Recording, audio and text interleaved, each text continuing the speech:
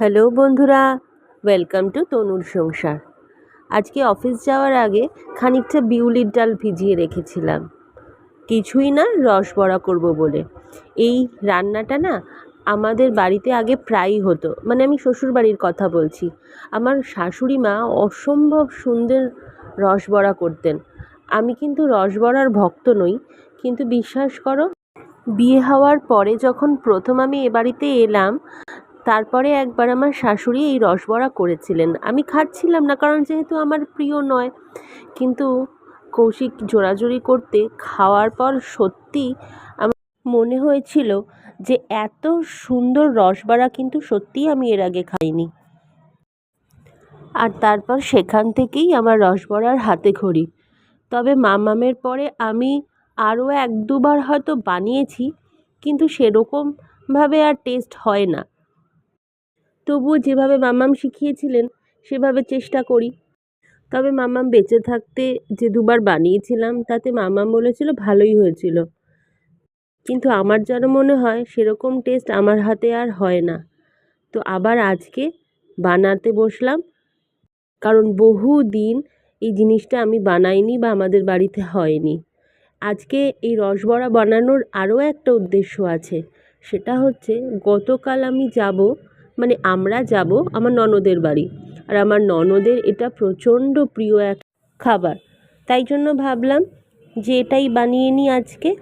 কালকে তো সকালবেলা অফিস হয়ে বেরিয়ে যাব, সময় পাবো না, তাই আজকে রাত্রেই বানিয়ে রাখি, কালকে নিয়ে একদম চলে যেতে পারবো।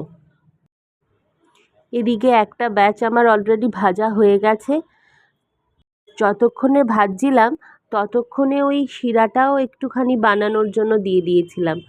বাড়িতে বেশ কয়েকদিন ধরে মিষ্টি যে এসেছিল, সেই শিরাগুলো, মানে রস, আমরা বাঙালরা এই রসটাকেই শিরা বলি, সেগুলো থেকে গেছিলো। আর তারপরে খানিকটা দেখলাম গুড়ও রয়েছে। তো সব কিছু দিয়েই একসঙ্গে জাল দিয়ে রসটা তৈরি করে নিয়েছি। আর এক এক ব্যাচ করে ভাজছি, আর এক এক ব্যাচ করে এই রসের মধ্যে দিয়ে খানিকটা নেড়ে ছেড়ে ঢাকা দিয়ে রাখি, যাতে জিনিসগুলো একটু নরম হয়। আর আমাদের বাড়িতে যখনই এই রস বড়া হয়, এক্সট্রা কিছুটা রস বড়া আগে বড়া করে আমরা তুলে রাখি, কারণ কৌশিক বলো, বাবান বলো, আমার শ্বশুর বলো, প্রত্যেকে এই শুকনো বড়াটা খেতে খুব ভালোবাসে। তো সেটা আজকে আমিও করেছি, যে সেটা অবশ্যই এদের খাওয়া হয়ে গেছে। গরম গরম ভাজতে ভাজতেই আসছিল, বারবার দেখছিল কৌশিক আর বাটি করে নিয়ে চলে যাচ্ছিল।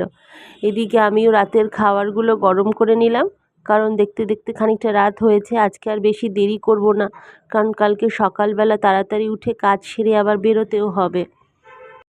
মা সেদিন এসছিল বিলিতি আমড়া হয় না, তার চাটনি নিয়ে।